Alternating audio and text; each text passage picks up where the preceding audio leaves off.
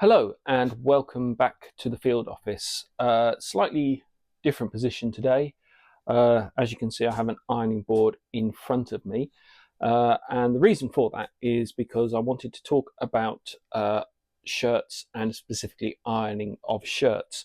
I've watched a few videos on shirt ironing, on how to iron your shirt the best way. And over the years, I have done a lot of traveling with shirts for various different jobs where I've had to stay in hotels, and I've had a mixture of different shirts to accommodate the week. And really, it's to talk about how the best way is to iron your shirts for storage, so putting them in the wardrobe, but also so that you're not having to do so much rework when it comes to either the packing of the shirt or putting them away, or even using them when you're sort of more out in the field and having to sort of get a shirt out to re-iron it once it's been ironed the first time around. So for today, I'm going to use a couple of shirts just to make sure covering all bases. Well, just to sort of, because I need to iron them as well. So for this demonstration, I've got a light blue and a white Tumble and Asa bespoke shirt that I've had for 8 years. Now, the first thing I'm going to talk about is essentially the washing of the shirt, in terms of once you've got them out, and you're the best thing to do is either have them line dry. Knock at the door. Start again. So once you've washed your shirt, there's a couple of things. One is to line dry the item, so hang it up. Well, I would tend to do upside down on a washing line outside, which does a couple of things. One, it dries it so it's less creased, but also being outside, you get the freshness of the environment outside. If you're unable to do that, what I tend to do is to stick it onto a hanger and let it dry, sort of how it would be if it was in the wardrobe. And again, try to reduce the amount of creases that you get in the shirt, which makes it easier to iron later on because you've got less creasing, you've got less work to do. When you do iron your shirt, if you leave it to a point where it's almost dry and it's still slightly damp, that is actually probably an easier way to iron the shirt, because while it's damp, it's easier to iron, because a lot of the time, especially this is bone dry, you have to apply more moisture to it to get out any really stubborn creases. If you're traveling and you get your shirts out from your suitcase, your bag, whatever, you've probably got some additional creases put into that. One thing I heard years and years ago, and I heard again replicated from by Matt Spacer at Bond Suits, is again, if you hang your shirt up and you put it in the bathroom when you have a shower, then the steam from the shower will help to get into that and ease the creases as well. When I'm ironing a shirt, obviously I've got the shirt fully open, unbuttoned. I unbutton, if I have any buttons on the cuff, like the gauntlet cuff, this one doesn't have one, or the buttons on the shirt, and again, I don't have any on this because it's a double cuff. I open up all of the buttons. When I've washed the shirt, I've removed the collar stiffeners. So the first thing that I do is I'll iron the collar of the shirt. Now, I try to iron it so that I'm ironing into the middle of the collar, and then I turn it around, and again ironing to the middle of the collar. So there should be within the collar a little bit of space or room. So you don't want to sort of iron it to the edge, because then you'll get a crease on one side or the other. So it's better to iron it into the middle and then again it sort of works away. There's just a little bit of free material in that, so you don't want to create an additional crease on one end or the other. So ironing it from one end to the middle and then the other end to the middle, and there you go. You can't see any sort of creasing in that. I'm looking in the mirror just to make sure. I also iron the back. I don't think you really need to, but just as to make certain. And yeah, so we've got a nice clean, and I say clean, it's already clean, but you've got a nice, nicely ironed collar there. Now the next thing I do with the arms. Now in a lot of videos I have seen, people leave the arms to the last, to the end. And where I've done that previously, I've then had to re-iron the body of the shirt, because while I've been ironing the arms of the shirt, the body has then got creased. So then I'm going back to the body to iron that again because of some creasing that's gone into that. So I tend to iron the arms of the shirt first and then do the main body of the shirt. Now, what I try to do is I'll get the seam on the bottom of the arm and try to make that as flat as possible, because the top of the arm doesn't have one. So I'll try to sort of iron it from that point and then create what would be the natural crease at the top of the arm. If it was, I suppose, if you thought about it as being two pieces, which it's not, it's one piece that's spun around. So I'll try to get that as flat as possible. For the iron, I've set this to slightly above 2, not quite on 3. Now the possible, different shirts will have different things on them, so you'll have to look at the label on this. But set it to whatever the label says. I kind of set it slightly high, a very little bit higher than that, just to make sure that there's a decent amount of heat. Now I'm going to put spray a little bit of water on this so that I'm getting a little bit of moisture in, which really helps with getting the creases out. And what I try to do as much as possible is iron straight, in a straight line. I do this little bit of wiggle, which I don't mean to do. It's just sort of years and years and years of ironing, possibly not properly, but you should try to iron in a straight line as much as you can. Now, I'm not trying to get this absolutely perfect, because I know I'm not going to achieve that, but I'm trying to get as close as I can. So once I've done that side, I'll flip it over, and again, working towards the seam and flattening it out. So this time the seam's at the bottom, so I'm sort of spreading it out upwards. And again, looking for those bits where it's creased more than others, to put a little bit of moisture on. Now, changing direction. So the tricky bit I find with the arms of the shirt is where it's then sewn to the cuff, because it sort of bunches, and you can't get that totally right because of the way it's folded. And I suppose with my bespoke shirt, it's cuffed to my wrist size, so there's potentially a little bit more bunching than on a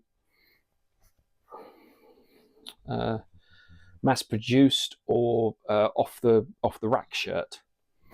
And again, with the gauntlet I find can be, again, it's sort of sewn in a way that it sort of curves round on one side of the gauntlet. So again, ironing the gauntlet, I try to do this part, which hasn't been, because it's sewn straight. I'll try to iron that because that flat, because it will hide the other side of the gauntlet. Just trying to iron that so it's as flat as I can make it. I've actually ended up putting a bit of a crease into that, so let's try that again.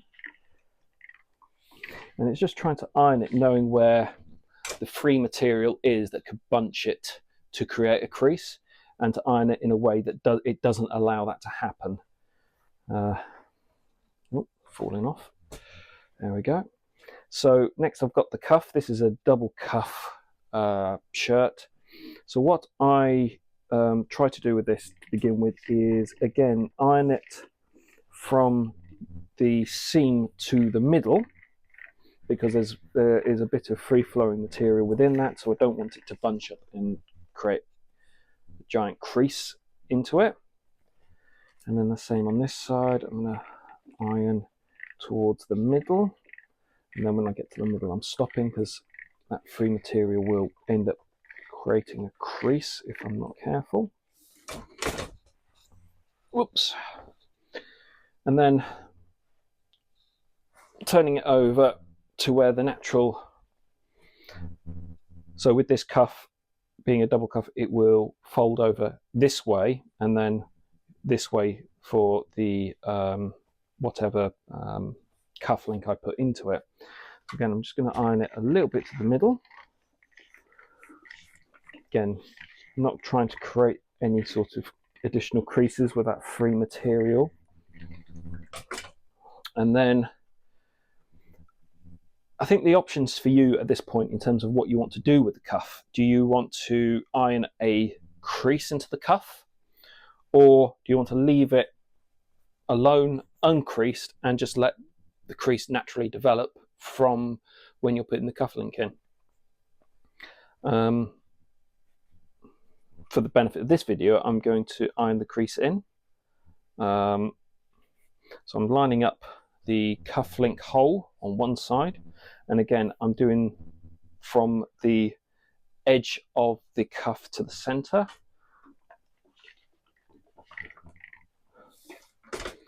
And then I'm going to match up the hole between the other end and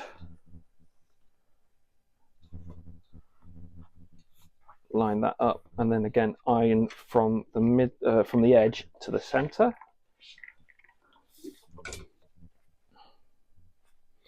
And then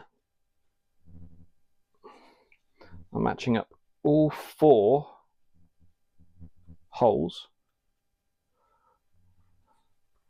to put the final crease in the middle. Now this is kind of what I've been avoiding with the free material in the cuff thus far, but this will basically create that nice neat cuff that you have, and then you can, it's, you know, you stick your cuff link in straight easy, so it's kind of already done for you. So that's one arm. Now I'm going to try and do the other arm quicker, the other side, because I didn't press it down quite as, flatten it as quite as much as I should have. I've got creases that I've created from ironing the other side of it.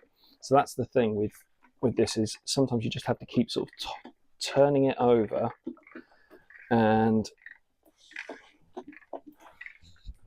making sure that while you've ironed one side of it, you've not inadvertently created creases on the other. So that's the arms done. The next bit I do is the shoulders, because that completes the sort of the next section with the arm. So the shirt goes onto the edge of the board. Again, I'm going to flatten out this section as much as I can. A little bit of water sprayed on, and I am now again with this trying to iron, and I did it completely wrong, trying to iron from the seam on the shoulder towards the middle part of the shirt because of the extra sort of material that you get in the shirt. I don't want to create any sort of creasing, additional sort of significant creasing. If you do, just spray a lot of water onto it and then iron that bit and it will come out.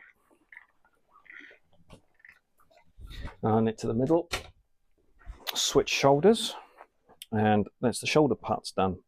So the next thing that I'm going to do is the body. So I'm going to start on one side of the body, and again I'm using the edge of the ironing board to hold the shirt. So whereas with the arms, if you're ironing like a t-shirt, you're ironing sort of the front and the the back at the same time, unless you're scooping the t-shirt onto the ironing board and ironing one side only. With the arms, obviously, because it's all one piece, you're ironing both sides at the same time, but you could be creasing the other side. Using the shirt fully open like this, I'm only ironing one side of the shirt. I'm not ironing the other side of it, so I'm not inadvertently creating any additional creases. So the first part of this is I am ironing the top part of the shirt. So we've done the shoulders, we've done the collar and the arm. I'm doing the first sort of top quarter, sort of this part of the shirt. I'm going in between the buttons on the, so that's that part done. So then I am twisting it round, because when you get it round like this, this is where you can see I'm not going to have this part of the shirt sort of hanging off, so I can't iron that. So it's best to do that part one step and then swing the shirt around to do the rest of the body of the shirt and the placket. Oh, I'm going to get all the terminology wrong. I can see Matt sort of commenting on this, going, that bit's this bit and that bit's that bit. Now this shirt that I'm ironing at the moment is a poplin shirt, and which is probably the most popular cotton to have a shirt made from.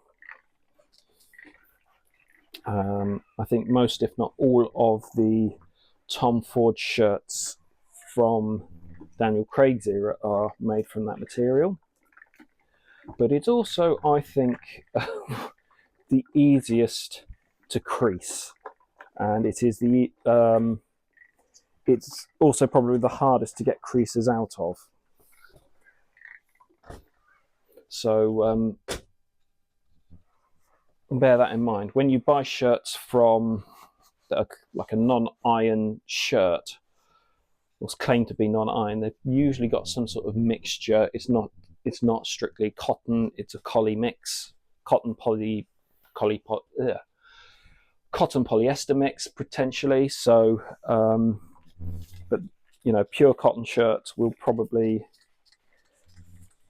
be more of a nightmare to iron.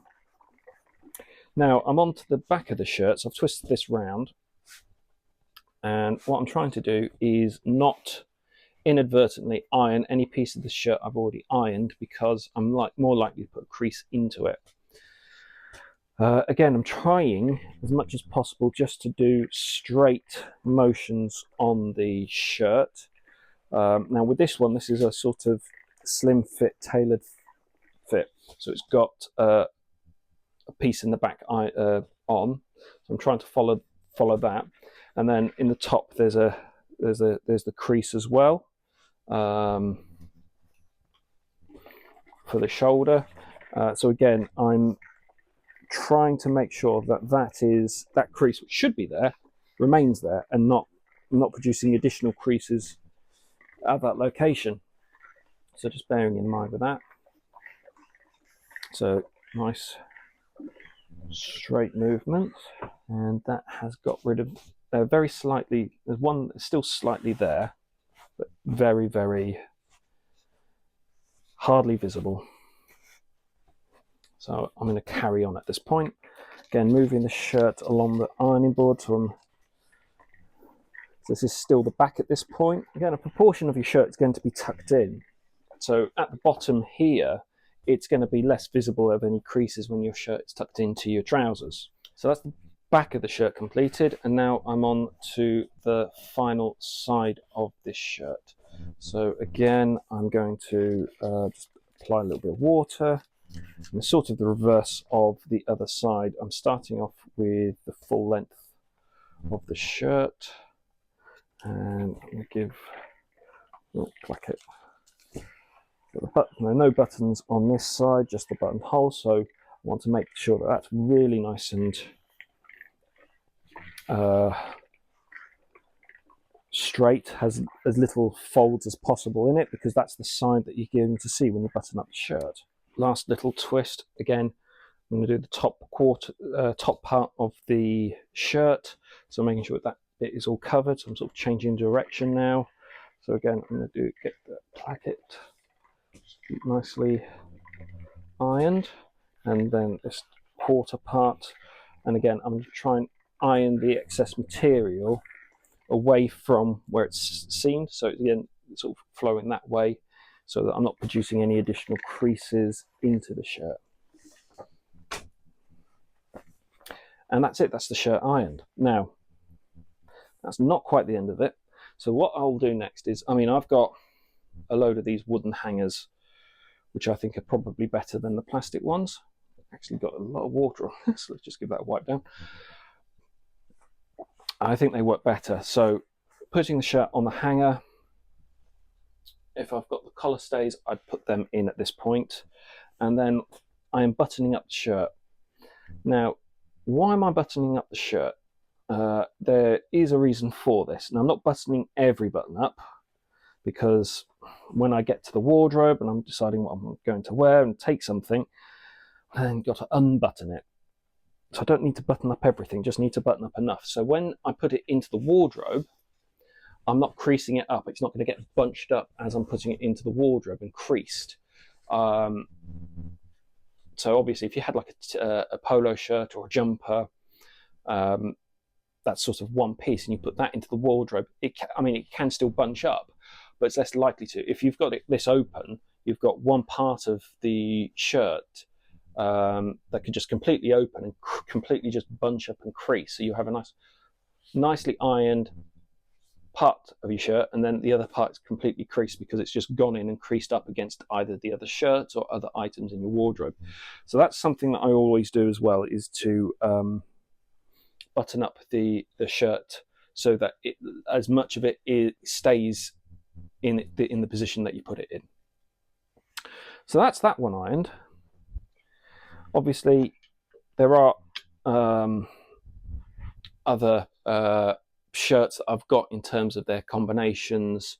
But essentially the basics are still the same. If you've got the cocktail cuff collar, you're going to do the same: unbutton it all, iron the cuff, and then if you want to put the crease in, it's a slightly different fold that you have to do. You're going to iron so the buttons are in the middle of that cuff, and then you're kind of sort of putting a crease on either side of the cuff. Not sure that makes sense unless I got a. So this is a particularly dishevelled shirt, which and this is a Anthony Sinclair shirt, which I got with my very first Anthony Sinclair suit. I'm not going to iron it all now in front of the camera, but the cuff, if you're going to iron the cuff, again here you would iron it from edge to the middle. Then you want to fold it onto the area that would bend over and put it to the place you want it to. So I usually put it right to the edge of the seam. And again, this will have a little bit of the button holes and the buttons showing on either side. So once you've got that right, again, I'm going to iron from the edge to the middle, from the edge to the middle, and then I'm going to go as if I'm going to button it up. Now, as you can see, instead of with the double cuff where you're going to basically iron it like that, I'm going to actually iron it like this. Films that it should probably look like that. So you want to iron this side and then this side. That could be a debate. How do you iron the cocktail cuff shirt?